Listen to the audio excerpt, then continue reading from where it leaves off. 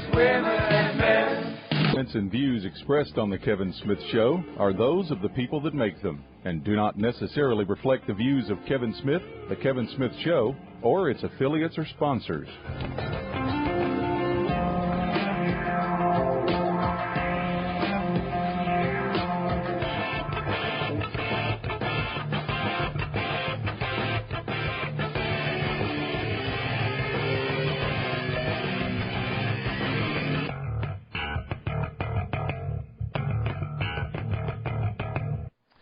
Hi, folks, and welcome to the Kevin Smith Show, whoever you are, wherever you are, all around terra firma. Thank you for being here at the Kevin Smith Show, talk radio like nowhere else on earth, making mushrooms shrivel and muddle heads run for cover. You'll enjoy it. It's Wednesday, at least on this half of the planet. It's Wednesday. That's the middle of the week, and, for a lot of people, that's kind of a high point for the week because they say, well, once you get past Wednesday, it's a slide into the weekend. Well, I hope it was a great day for you. And I hope, actually, that every day is, but I hope you've had a great day today. And now you can sit back and relax all across this country from one side to the other and all across the world, all around the world. Now you can sit back and relax and enjoy the Kevin Smith Show. We have, for those of you who are brand new and you don't know about this, we have a free newsletter. Be sure you sign up for it. It is free. I mean, really, really, really, really free. And no strings attached. You can unsubscribe anytime you want to. Go over to my website and look for the link that says K-Files. And it's hard to miss. People do, but it's hard to do it because it's one of the largest links right in the middle of the page, staring you in the face as the page opens. But take a look and click it and subscribe. And then you'll get a confirmation email, and you have to click a link in there to acknowledge that you really meant to subscribe. And if you really meant to subscribe, then you really will start getting the K-Files. Our members area, well, it just continues to improve. Things keep happening. Things keep moving. Nothing stays the same forever. And so we're under constant improvement in the members area. What already was a good value has become a really good value and then has become a great value at 23 cents a day. Now, think about it. I mean, there are people that get so miffed, and I got an email this week that was miffed because we didn't change a graphic when he thought we should, and he said, and for this you want me to send you $7 a month? I think not. Hey, look, if you're that chinchy, keep your dough. Okay? We're surviving without it now. But for 23 cents a day, take that to the store, see what you can get for 23 cents a day. 23 cents a day. You waste more than 23 cents a day. You throw away more than 23 cents a day. And that's what it costs to get in on all the goodies in our members area. And we invite you to join those who are truly in the know.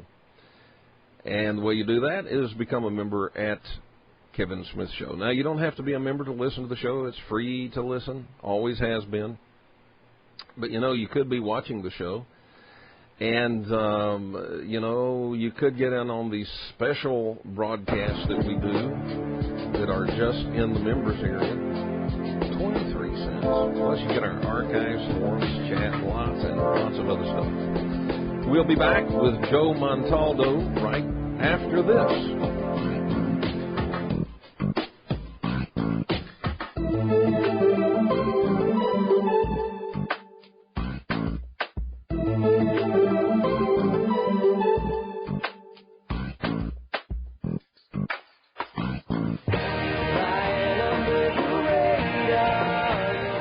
of the music used on this broadcast is provided by the independent artists at music.podshow.com.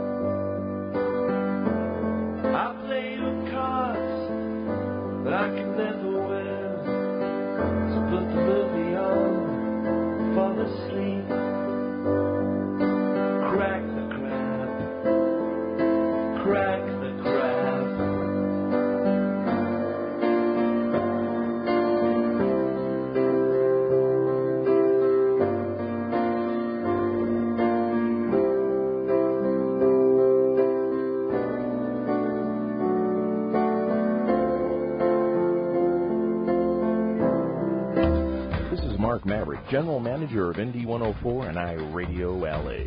You can now hear The Kevin Smith Show 7 days a week. The Kevin Smith Show live Monday through Friday, 7 to 9 p.m. Pacific, and the best of The Kevin Smith Show Saturdays and Sundays, 8 to 9:30 p.m. Pacific, only on ND 104 and iRadio LA. Go to ND104.com for more information. 7 days of Kevin Smith, you can never get enough.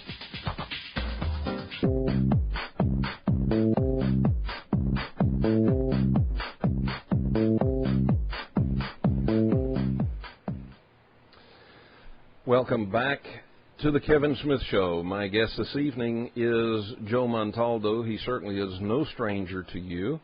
Those of you who have been listening to this show for any length of time know Joe Montaldo because he's been on the show a number of times over a number of years, and we're delighted to have him back with us again this evening. Joe, welcome back to the Kevin Smith Show. Thank you, Kevin. It's always my pleasure to come on. Some people know you as a broadcaster. Some people know you as the director of ICAR, and then some people know you as both.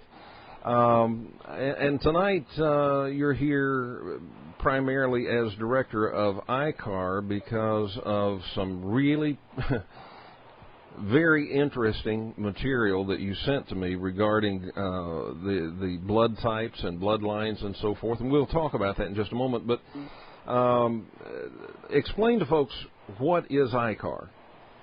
Well, ICAR is the International Community for Alien Research. It is now the largest UFO abduction organization on the planet by far. There's no organizations that do this any larger anywhere in the world. It's an interesting place to be. It was originally designed to collect data and be a support group for contactees and abductees. Since then, of course, it's grown quite considerably. We're actually got our hands into everything.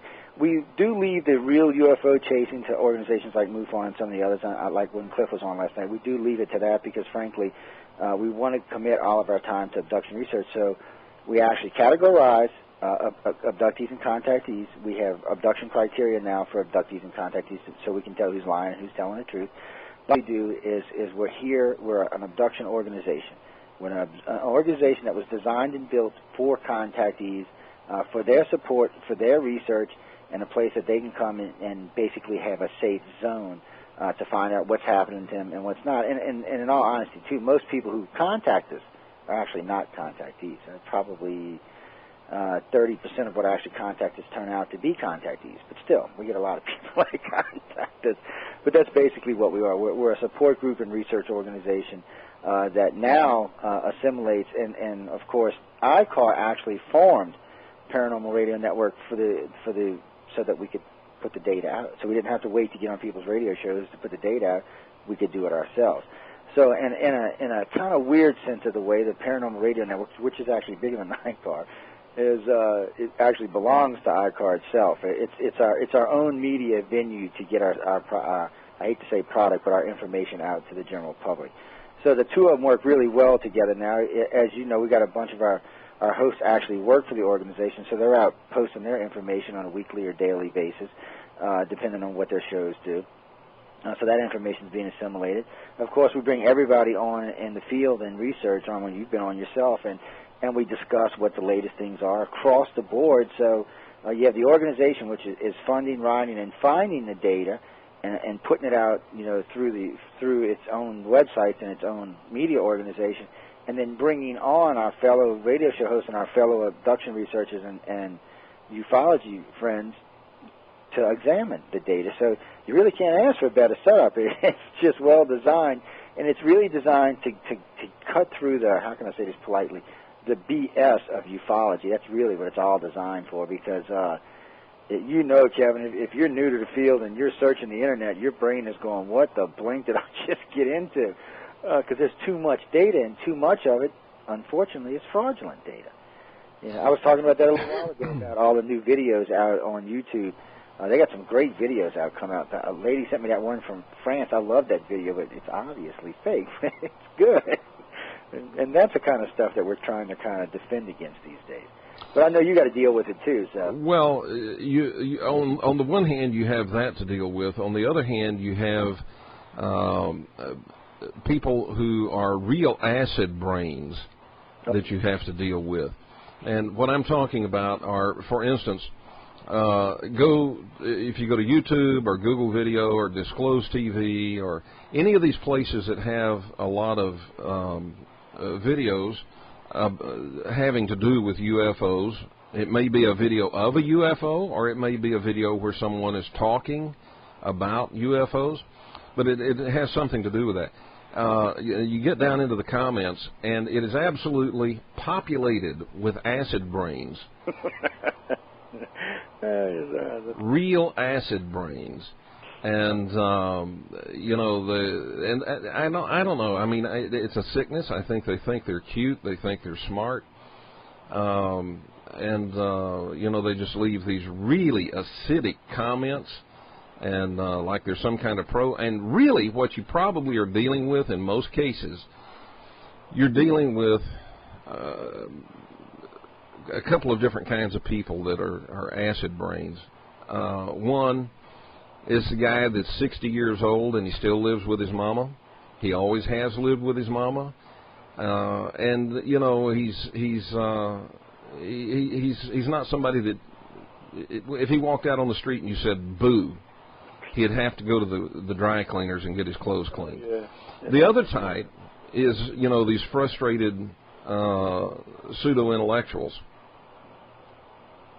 and they just think they know everything, and because they didn't think of it. It could not possibly be true. And the truth is, these are people that are really stuck, and they don't. There's no way that they're going to progress with their company.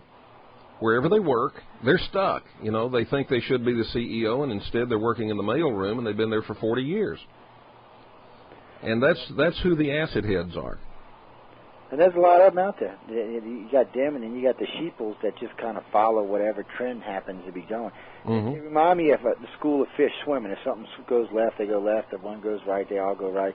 It's just the damnedest thing to have to deal with. And the Internet's a big place. But all in all, I mean, like Facebook, I was very reluctant to get on Facebook. I was like, oh, man, it's another blankety-blank thing I'm going to have to deal with. And it actually turned out quite well for me. You know, we got about 25,000 friends over there now, and it does really nice, and most of the people I meet are nice. I get at least one person a day that calls me something I can't say on radio, but most of the time I get either people looking for help, wanting help, or, you know, once or twice a week somebody will write me and tell me thanks for all the hard work and thanks for the organization, thanks for, you know, the people over at ICAR for taking the time to talk to them and listening to them, and that always makes me feel great. That actually makes it worth the while because of the amount of money I spend on this. I'm surprised I'm not divorced. You're not getting rich off of this? Oh no. And in all fairness, I could probably push to get a little more money out of it, but you know, at this point, it doesn't need to be now. You know, down the line when I get ready to retire, I might, you know, put up some more donations and maybe charge a little bit for this or that, and that way I can keep doing it. But right now, on average, to be truthful, the station cost me, I shouldn't say this on air, about $2,600 a month, and iCar on a bad month cost me about $500, and I've been doing this for, you know, the organization's been 10 years now, and that's not including like there's a couple of years that I was doing a lot of traveling, doing a lot of promoting. You know how it is. You got to go to different conferences to make friends with the different ufologists, and you know, give you example. I went to Laughlin the year after Katrina, spent about 8 G's down there, 9 G's. You know, and went to a couple other conferences. Probably spent about $25,000-$30,000 on conferences that year, and which I shouldn't have. But you know, you got to get established, and it's just part of being in the field. And I just don't think most people realize that people like you and I are actually taking a lot of money out of pocket. It'd be nice to recoup some of it, but it's not something I don't think that we could, you know. In all fairness, now I got to say there is money in ufology for a few people, but not. Well, a very, very few. Yeah. Most everyone you and I know are either dead broke or right on the verge of it. Yeah, I can only think of 3 right now that make a decent living, and they're all good guys. Stanton Friedman, Richard Dolan, and Peter Robbins, and they speak a lot, and you know, more so than anybody else I know. And other than that, maybe some people over at MUFON.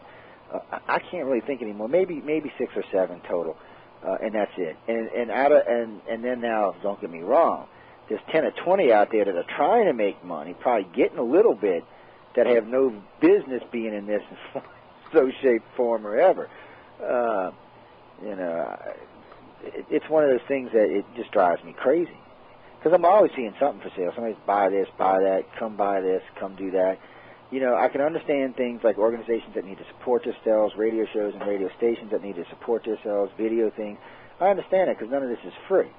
You know, but the ones out there that write some crazy book that you know is a crazy book and goes around selling it to, you know, $20 a pop to 10,000-15,000 people, you got to go, what the hell? Don't buy the book.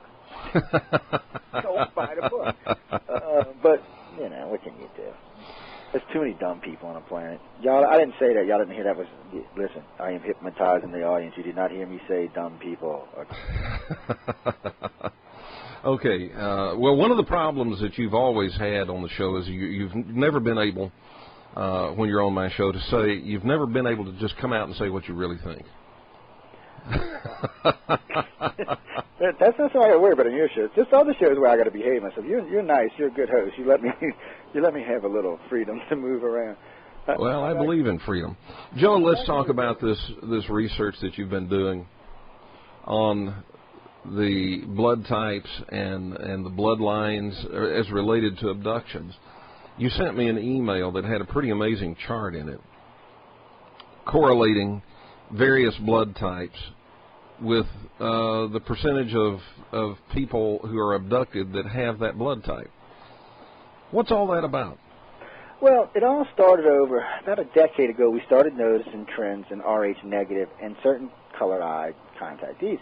And it was, at the time, it was just, we knew it was more, but we didn't have any physical data to back it up. So a few months ago, a couple of my directors suggested, I'm going to say that politely because that's not actually what they did, but we'll just say they suggested that we go collect the data to back up what we were saying, which is a very good point in this field.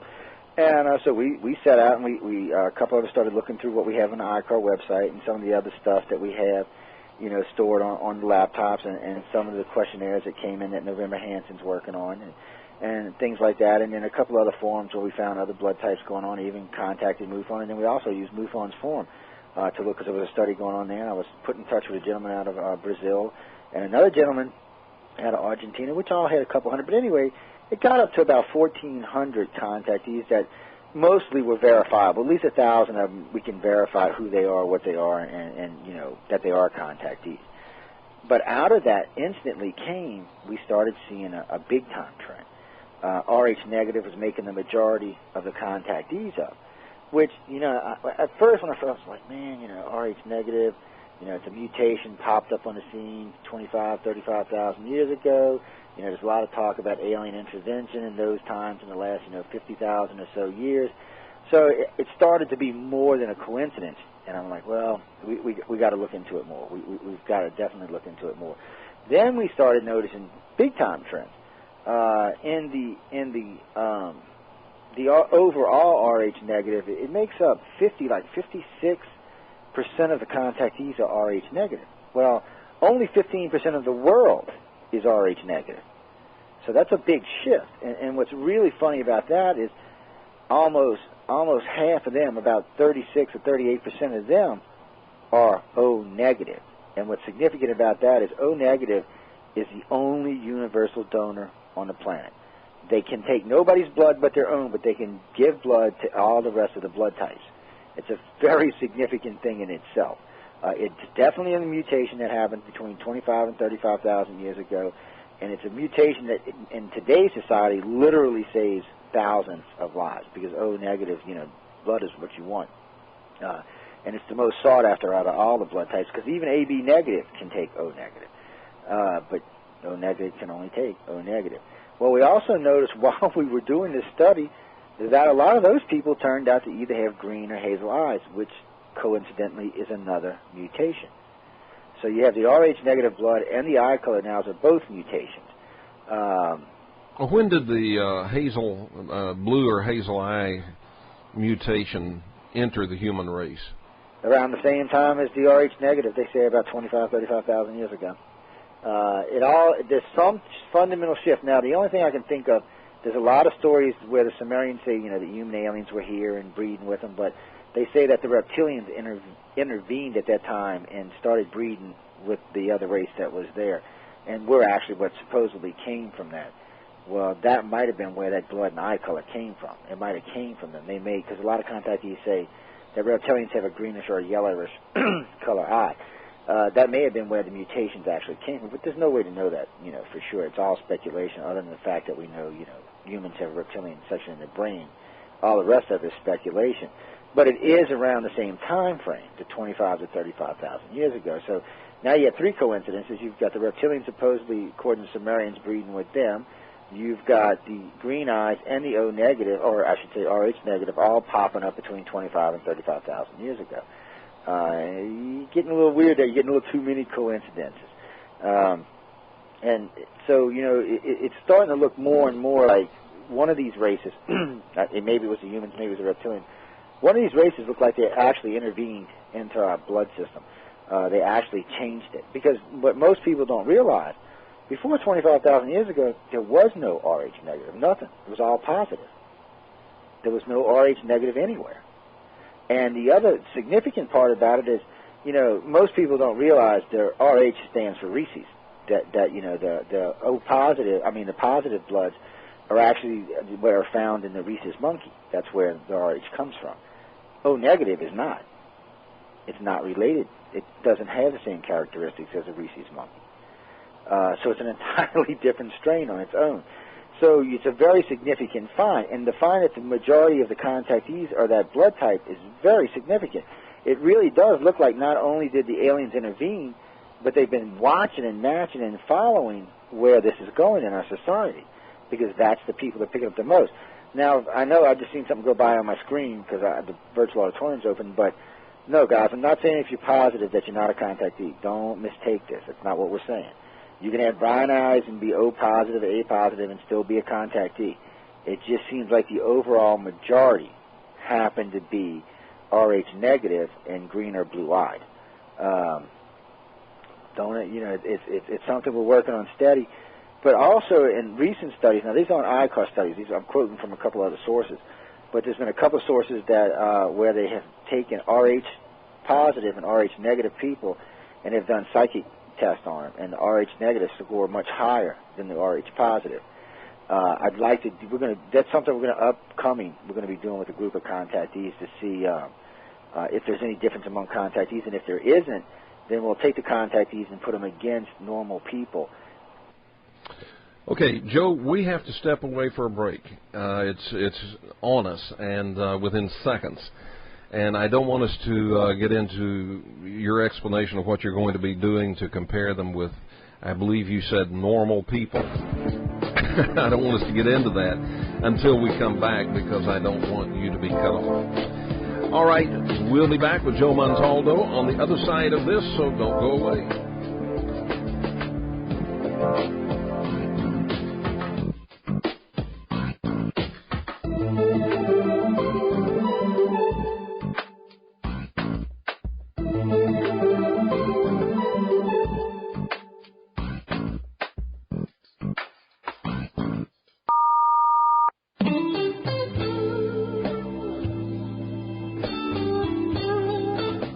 Some of the music used here on the Kevin Smith Show comes from the great independent artists at GarageBand.com. Go to GarageBand.com and check out the fabulous selection they have of great independent music by great independent artists. GarageBand.com. Check it out.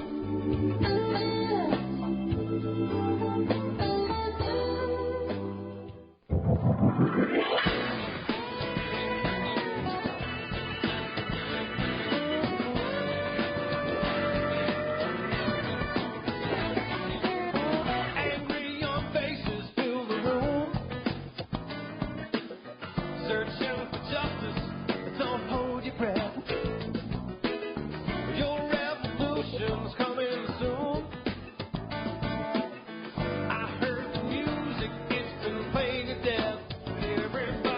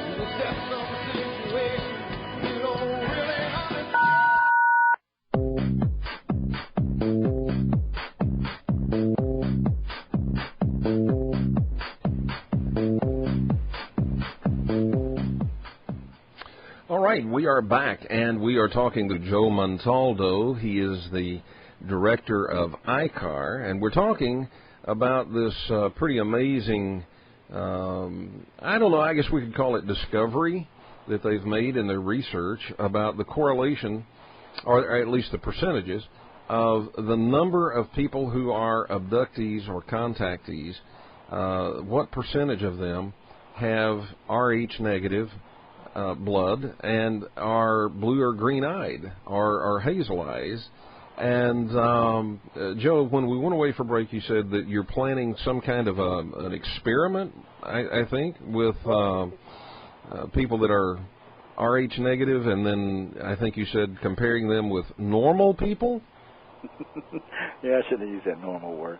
Okay, y'all don't take it the wrong way, y'all people out there. We're all normal, I guess, but what we're going to do is we're going to do psychic ability tests. We kind of sort of play around with it inside the organization with our contactees, because one of the things we learned early on is all contactees are empathic, and most of them are telepathic in some shape, form, or fashion. And every now and then you run one across that has telekinesis, but we want to test this against the reason I said normal, I'm talking about the non-contactee portion of the population.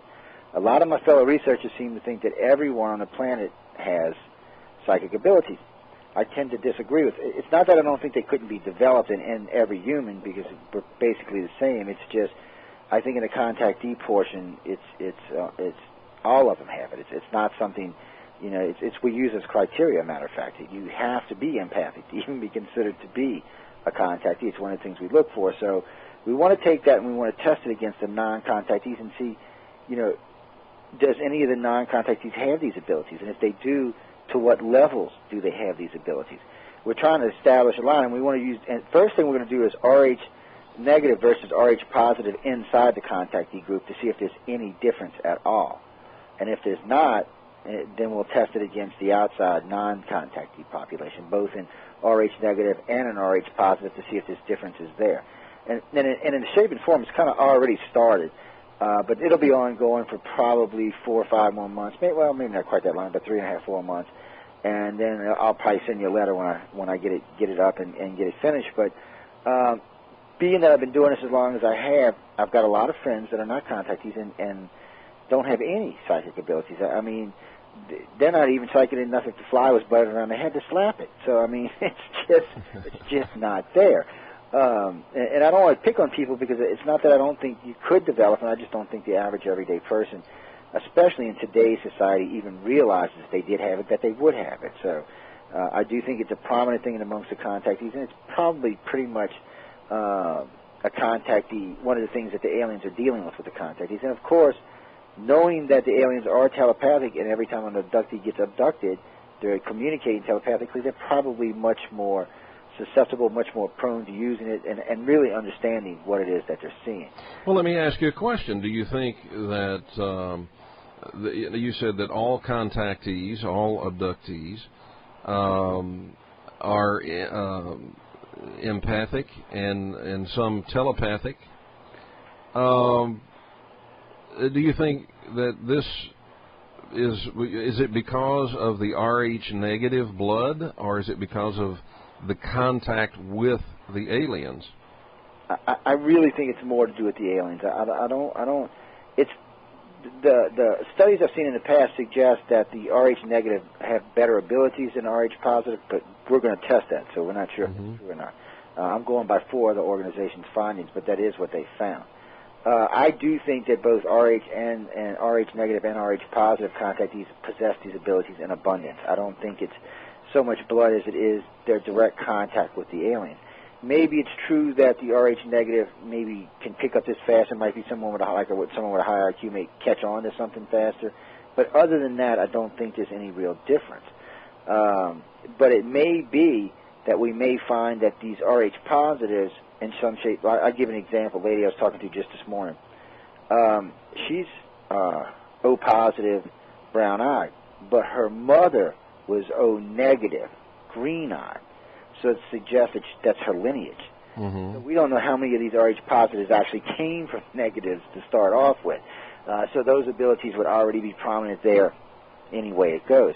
It gets a little sticky and it gets a little crazy, but it is something we're going to follow closely and tightly and see where it takes us, because there's definitely a reason why there's an overwhelming number of Rh negative contactees versus Rh positive, especially since the population is 15% Rh negative. And like I said, with the O negative, which makes up 38% of the, or 36% of the contactee group, there's only 7% worldwide.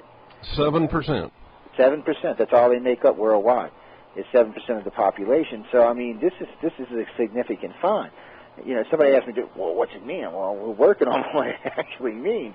But it does show for the first time in abduction research that there is something going on, and we can track it through our DNA and through our blood, and the aliens are interested in what's in our blood. It definitely proves that they're interested in something in our blood, or it wouldn't be that much higher of a ratio. It would be like the regular, because everywhere else in abduction research you find it kind of goes with the area, the per capita. You know, if it's 80% white, 20% black, that's about your ratio in contactees. If it's 50% female, 50% male, that's about your ratio in contactees. So in every other aspect of this, they pretty much go to the demographics of the area, with the exception of the blood types. The blood types seem to be something that they're much more interested in. And it really does seem like to me that they're actually tracking what these blood types are doing, where they're going, and how they're interacting and interbreeding with the regular normal population. They have an interest in this. It's just, you know, part of me wants to say it's to help enlighten the species, and I don't mean in a spiritual way, but in a psychic way, or in a physically psychic way. You know, some kind of telekinesis or telepathic abilities. Because honestly, I mean, I don't think our society is completely ready to be telepaths yet. But let's be honest, Kevin. If we were all telepaths, eventually we'd have a much better planet to live on. There wouldn't be all this BS every time the president or some idiot steps on the TV and starts lying to us. We'd be going, no. The whole planet would be going, no, you're lying. Just sit down. Well, if the whole planet was telepathic, how many people that are elected now do you think would be able to be elected then? Well, okay, I shouldn't say none, maybe one or two, but I want to say none. I'm going to be honest with you, Kevin. I want to say none. The core being says, no, ain't none of them SOBs need to be out there. But all right, now we've got 36% of the contactees are O negative, right? O negative. Oh yeah, O negative. 36% are O negative. 7% of the world's population is O negative. Is O negative. That would mean that a very high percentage of O negative people are contactees, and perhaps, you know, because almost every agency that does work where they rely on people to report things to them, almost every agency like that, like ICAR, will tell you that this is underreported. That for every one person that reports having been contacted or abducted, maybe there are 10 or 15 that did not. So the percentage actually could be a lot higher. And then you've got the thing, you know, we've talked about this before, but probably only 1 in 1,000 even know they've been abducted, and out of that 1 in 1,000, probably only one of them will ever even come forward. It's not a subject matter you really want to broach unless you're like independently wealthy or have your own career that is not going to be affected by this. I mean, I've lost a job over this, you know, when I was younger. Now I own my own business, so they can bite me, but you know, I actually lost a job over it. I was discussing with one of my employees about Jesus maybe was an astronaut or something, and I got canned. And I was a GM too, getting big money from these people. And they came in the very next. This is how it worked, Kevin. On Wednesday, I had just gotten a raise, right? Just brand new, beautiful raise, telling me how much they love me. Thursday, I had the discussion. Friday morning, they walked in, no notice, no nothing. Said, "We got to let you go. We're giving you 1 month severance. You're going to have an excellent." Anybody calls, we're going to give you an excellent reference. You can call today, still give you an excellent reference. And never told me why they let me go. And I should have sued them, but I just let it go.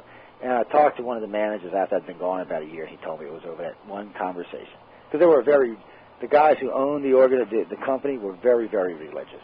And I guess they took it out of context. You know, I said maybe, I didn't say for sure. But so, you know, I know what it is to be out there doing this when you're talking about it. But, you know, now I'm my own business and I don't have to worry about it. And most of my customers know I do this, so they don't, as long as they get a good price, they don't care what I'm talking about on the air. You know, well, another thing, we do live in a little bit different culture now, and people are a little bit more open to this. Because, I mean, they're finding out that they've been duped by the debunkers. They've been duped by the government. They know that, and they're just not buying the spin anymore. And, you know, people openly mock the spin doctors on this now. Oh, yeah. And, you know, I would hate to be Bill Nye, the alleged science guy. I'd hate to get up in the morning and know I had to carry myself around in public. Well, you know, we've talked to many people on my show. He won't come on. No, he's going to ask. He won't come on. But I've had, you know, big time physicists on the show. They come on, no problem, and they're willing to discuss aliens and UFOs and things like that. You know, when Tyson came, when I was surprised because, you know, being a curator for the New York Museum, I was really surprised that he agreed to come on the show. But he did it. He came on and he had no problem talking about that. Michio Kaku came on. We actually had a really excellent conversation. He's fun, isn't he? Yeah, you know, what was nice about it is we did the Stepping Stone thing, and I've heard him now on Nova twice and on 2 other programs quoting what I was talking about. I'm like, all right, Michio, you're going to use my material, quote me. You can tell him who it is, man. Come on. But he's a great guy. I had a blast with him. And and he got into it. He got into the meat and potatoes of physics and how we could do this and, you know, what it would take. And it was more to convince people that you didn't need faster than light travel to explore the universe.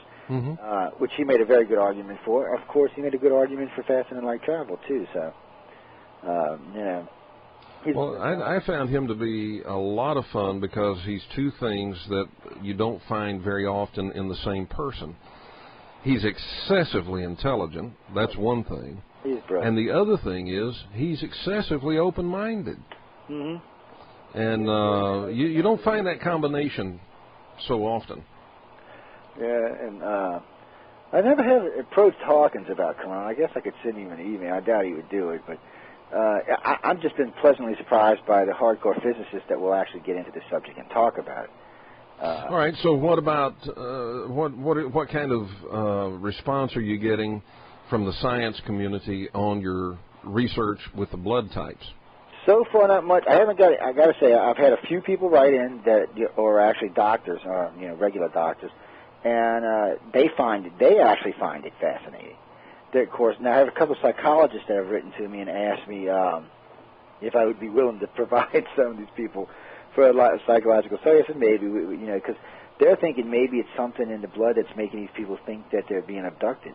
That doesn't explain the R positives. I'm like, no, guys, that's not how it is. Well, it's like if you take the AB negatives. That's 1% of the world's population, but makes up 10% of the contactees. That is significant. All right, we've got a break coming up here in about 10 seconds, and so we're going to step away. Ladies and gentlemen, we're talking this evening with Joe Montaldo. He is the director of ICAR, and he is a broadcaster, and as you have been able to hear, he has a great deal of difficulty saying what's really on his mind. But we're going to try and help him through that here this evening. We'll be back right after this.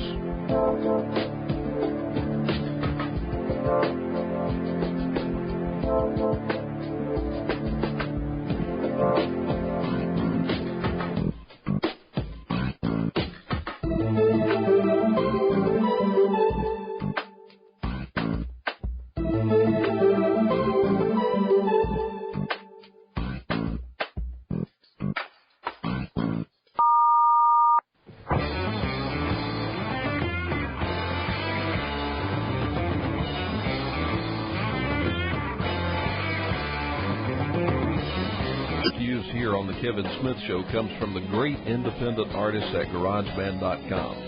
Go to GarageBand.com and check out the fabulous selection they have of great independent music by great independent artists.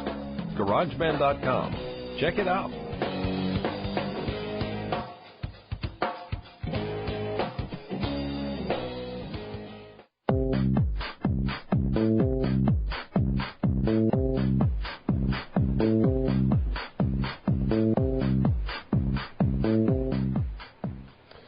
Welcome back to the Kevin Smith Show, and my guest, Joe Montaldo. Joe is director of ICAR, and this is an organization that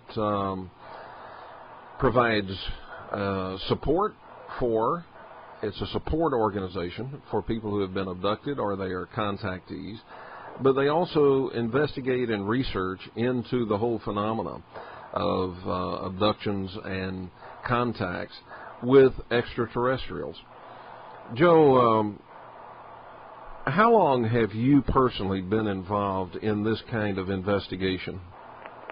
Oh, Lord, I shouldn't even admit to that.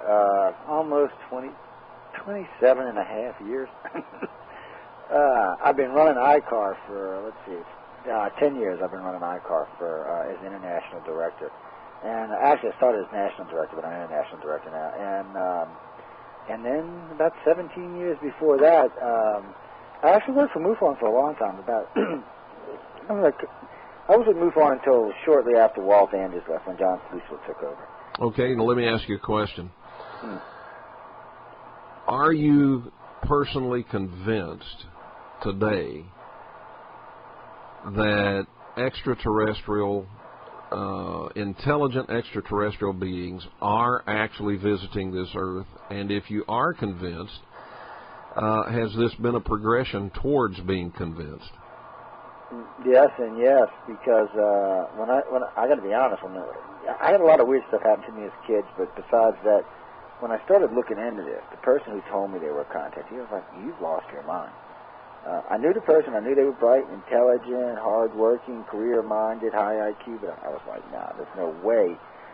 It can't be possible. And it did. It took, I want to say, I think I was 20 at the time, 19, and it took about 10 years to really sink into my head what was going on. I knew like the Foo Fighters and stuff like that was really good evidence to suggest that there was something weird going on, but it took a good 10 years of interviewing abductees and doing UFO research before I realized, oh yeah, we're being visited, and there's that. So you're absolutely convinced of it now? Yeah, there's not even a shadow of a doubt in my mind now, not even a little bit. Okay. And it's all based on evidence. I could say personal experiences, but that's not what I based them on. I always, leave that out of the picture. All right. Let's go to the telephone. Caller, you're live on the Kevin Smith Show. Your first name and from where are you calling? Kevin, this is Brent from Wyoming. Hi, Brent. Jeff, I'm going to preface this by saying that so far as I know, I'm not a contactee, even though most of the stuff you've talked about, O-negative blood, green eyes, low body temperature, low blood pressure, all that stuff applies. Now, what I'd like to know, you mentioned that you were fired from your job, and that you didn't want to make a big deal of it. Yeah. That's a quality I would be interested in knowing how many contactees will let stuff slide because they don't want to make a big deal of it and don't want to deal with the stress of it. A lot more than we should even admit to, but a lot. Contactees in general tend to be a little nicer, a little more agreeable. They don't seem to be as aggressive. They can be aggressive. Don't get me wrong now. They don't seem to be as aggressive as a normal population, but they can be. And in some ways they can even be crueler because for contactees especially, and this is another way you can tell if you're an abductee or a contactee, and if you don't fit in the normal population and you don't have any real regard for the normal population, as in it doesn't matter if they live or die, more than likely you're an abductee. Now, why would you say more than likely you're an abductee instead of more than likely you're a sociopath? Because contactees have a disassociation with the rest of society. It's not anything bad. It's not like they hate him or anything like that. It's almost like they know instinctively that sooner or later that two-thirds of the population is no longer going to exist. It's almost like they know ahead of time. It's they don't go out of the way to be mean or anything like that, but they tend to associate inside their own groups, and they tend not to really have any regard as far as, they're not going to hurt anybody, and they help people if they can, but it's hard to explain. They how you have a sense for your friend or your family, your mother or somebody that you don't want to see them die, you don't want to see them get hurt. Most of us have a sense for humanity. We don't want to see people, but it's almost like the contactees know that this segment of the population is not going to make it. and it's like they're being conditioned to realize it. Go from generation to generation. It's one of the things that worries me the most out of all the research we do is that nonchalant, that attitude about, well, they're just normal. Okay, Brent, did you have another comment or question? Call it being slightly asocial. Not antisocial, but asocial. I agree with you. I wish I could remember whatever it is that makes me this way. Goodbye. Well, I'll tell you this, 99 and 9/10% of all contactees will never know they were abducted, ever. They will live and die without ever knowing it. That's 99% of the abduction population. We have no doubt that only a handful come forward, and a lot of them, it even seems like the aliens are pushing forward. A lot of my fellow abductees and contactees call themselves communicators, that they're actually out, for lack of a better way of saying this, preaching the alien gospel. Well, I shouldn't have said it that way, but it's a metaphor, guys. It is what it is. They do seem to be out there doing it. So, and then there's the percentage that doesn't want to be known. They want to talk to someone like me or some of the other investigators or experiencers about it, but they don't want to be known. But the rest of them will never know. They'll always sense something. They'll know something's not quite right or they don't quite fit. It'll never be enough to disarray their life or anything, but it'll always leave them kind of slightly off one way or another to the rest of the population. And it's just how it is. All right, we need to go back to the telephone. Caller, you're live on the Kevin Smith Show. Your first name and from where are you calling? Hi, Kevin. It's John from Vancouver Island. Hello, John. Vancouver. Hi. I'd like to ask your guest, how much is mind control a part of this whole phenomenon? Well, that's another one that it's more than we want to admit to. In MILABs, military abductees, that actually plays a big percentage, a big percentage. In normal, everyday abductees, not so much. Well, let me rephrase that. Not so much from the government side, but more from the alien side. There is always some psychic ability or some type of scanning or something that the aliens do to try to keep you along what they're looking for you to do or what you're involved with in the experiment. So there is some mind control in that fashion. But as far as going out and speaking about it or dealing with it or messing with it, no, not so much there. But the government does it a lot. But even they can only do it in limited fashion. And I tell this to my conspiracy friends all the time. If the government had as good as mind control ability as the conspiracy people would want you to think, China and Russia would not only not be a threat, but they would now be part of the United States. So you can kind of rule it out. It's not quite as good as everybody would like us to think it is. Don't get me wrong. They've got good agencies that do a lot of work and can get into a lot of things, but it's not like the naysayers would want you to think it is. It's not quite that advanced yet. Well, the reason I asked is, the reason I asked that question is if mind control was significant, then you might be able to associate it with blood types to see which types might be more suggestible compared with others. That's sort of what I was wondering about. We can check it with the military abduction group because we know who they all are inside the organization, so I can actually put that to the test with that particular group and see if any one is more acceptable to it than the others.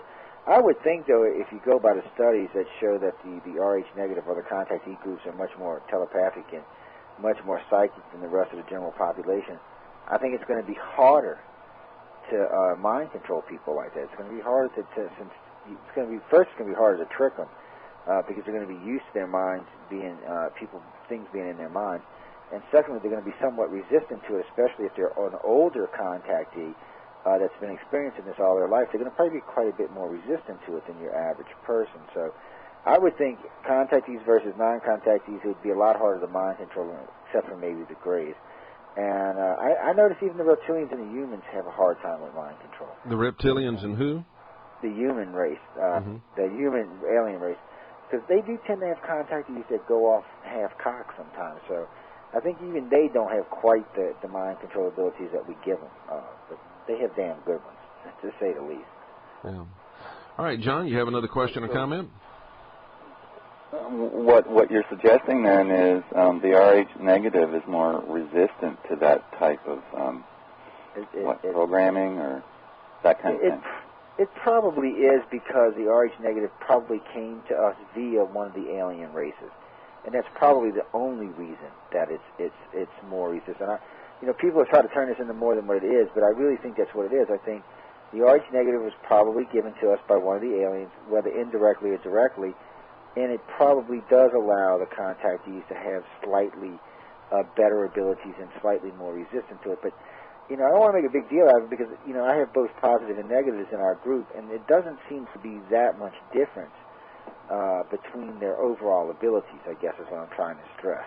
There is some, but it doesn't seem to be as big as what it's going to be made out to be, I guess is what I'm trying to say. Okay, John, thank you for the call. Interesting question. And, the idea that maybe one blood type is more susceptible to suggestion and maybe another is more resistant. Interesting. All right, to the telephone caller, you're live on the Kevin Smith Show. Your first name and from where are you calling? My first name is Snake Man, and my second name is Jeff, and I'm calling from Montreal. Good to speak with you this evening, Kevin. Thanks for taking the call. Certainly, Jeff. Mr. Montaldo, I just wanted to ask you first, what is your opinion about the death of Professor John Mack and what his work was all about? I hate to say this on air because I hate to get gossip started, but I've always had such a hard time with the way he went, killed by a drunk driver in London. It's not that it's beyond possibility, and it's probably what happened. And if it is, it was a terrible waste of a life that really did make a difference in the field. A lot of ICAR's data, original data, was based on his work. A lot of the stuff that for me, him and Bud Hawkins and a few others were like stepping stones. They kind of did the groundwork and the layout work for me to have a solid foundation to step on and really move forward. Basically what it did for me is cut out 20 years of research that I didn't have to do because it was already done. But the reason I said that about him in the beginning is I've been threatened more than once by him. I know other people have been threatened more than once. And one of their favorite things is, and this is actually a quote, we could arrange for you to be run over by a drunk driver or run off the highway by an 18-wheeler, and no one would ever think anything than an accident. And they're right. It is a dangerous field if you do get into the wrong areas. You are monitored. I have never done a radio show in the 9 years I've been doing radio that it wasn't an open line going to it. There's a little light on my phone, even right now talking to Kevin, there's a little light on my phone that if there's another line connected to the phone, there's an open line. There's someone listening other than the two of us. There's someone else on the line, and it's always been like that. I've even been told by other people that the network is like one-stop shopping because anybody's going to be on one of the shows on the network. Joe, I hate to do it. We have to step away for break. And Jeff, thank you for the call. We'll be back, folks, on the other side.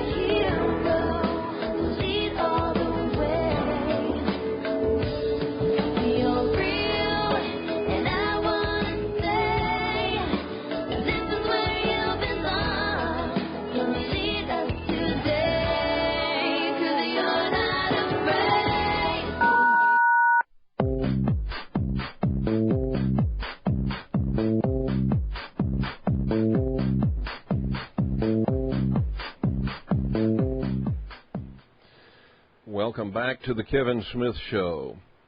My guest this evening is Joe Montaldo. He is the International Director for ICAR, and we've been talking about the apparent correlation between a person's blood type and the likelihood of being an abductee or contactee. Sometimes, Joe, this doesn't apply to everyone, but sometimes people listen with half their brain or with only one ear or with half an ear, and they hear what they want to hear, That's true. not what you say. And so there are people, undoubtedly, who are saying, well, this guy is crazy because my blood is A positive and I've been abducted. And you've made it very clear. You're not saying that people with other types of blood types are not being abducted. What you're saying is there's an astounding high percentage who are Rh negative. Yep. And you know, it is a shame, and it is something that's going to be an ongoing fact too, because I've already gotten emails about it from people about, oh, well, you're saying we can't be a contactee. I'm like, no, I'm not.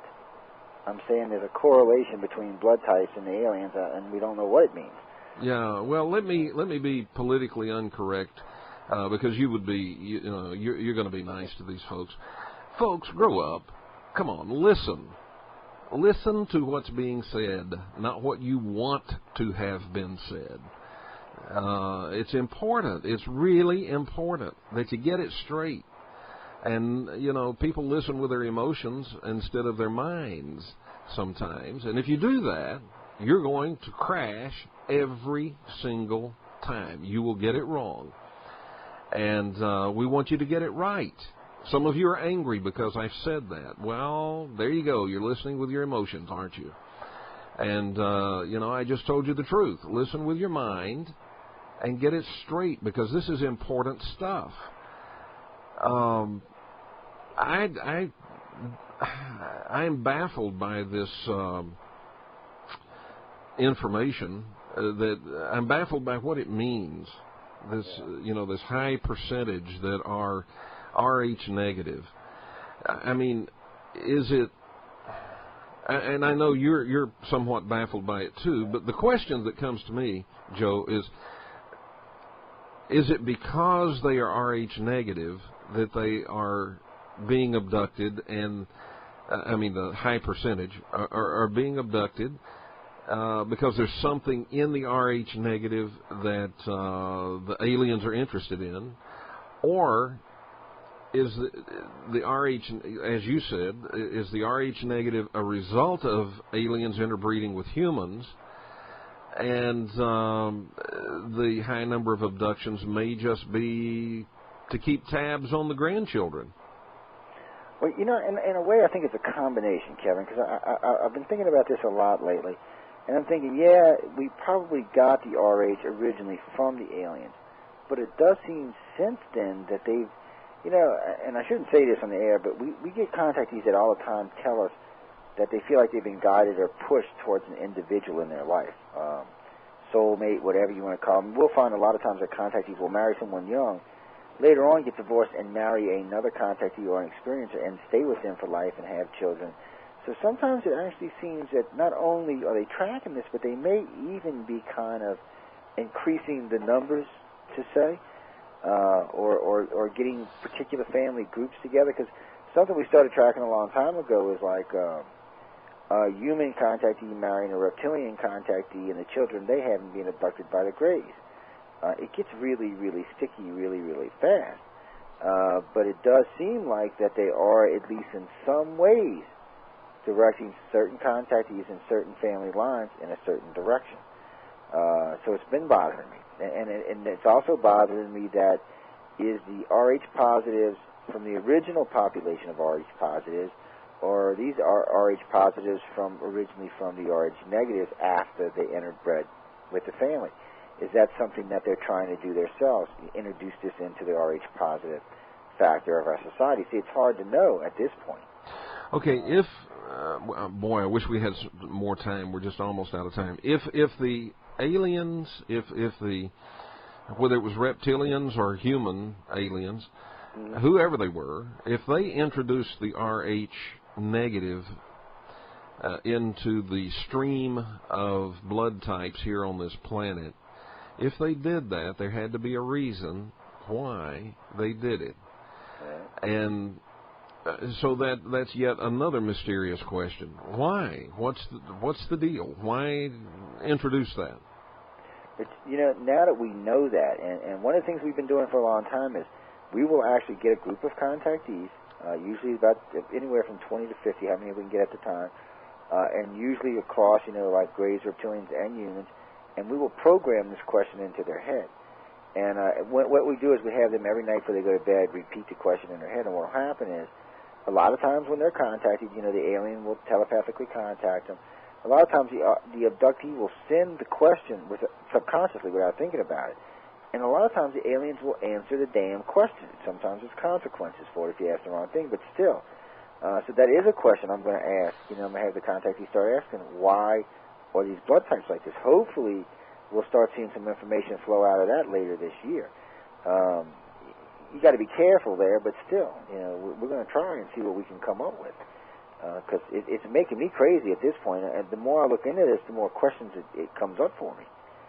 Are they deliberately manipulated, and do they need this Rh negative blood for something else? Are they trying to increase the Rh negative in our society so that maybe they can harvest it later on? Unfortunately, I do get these dark thoughts from time to time, and so it worries me just a tad bit. Or is this something that they're introducing to help our society?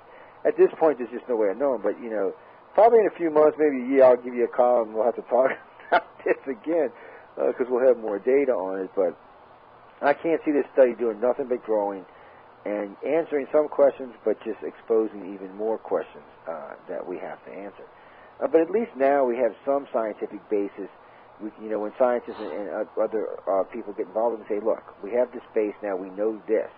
And now that we know this, other researchers can start looking. I recently, I'm not going to mention their names because it takes a long time, a bunch of my fellow abduction researchers, which are all good researchers, and I think all of them have been on your show, I sent a letter out to them saying, look, why don't you start asking? Ask your contactees what blood types they have.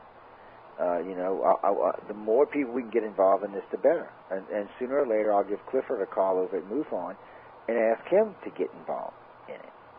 I'm trying to give Clifford a little time to get his organization turned around and straightened out before we start harassing him about stuff. Well, I did his first interview as head of MUFON. He's a good guy. I caught him on your show last night. He is trying. So I want to give him a chance to try before I rip him up like I did James Carey and John Lister. Yeah. Well, I'll tell you what, he is a good guy, and one of the great things about this show and about the audience is they understand each person that comes on as a guest has their own point of view, and they present their information. And we're here to hear it all. And there's no one person that has a corner on the truth, but everybody's got a piece of it. And so, we get a chance to hear from everybody. I want to thank you for being with us, Joe. A lot of folks don't know, but you got off of the air 5 minutes before you went on the air with us. That's true, guys. But it's always a pleasure to do your show. Kevin, I always love doing your show. Well, I appreciate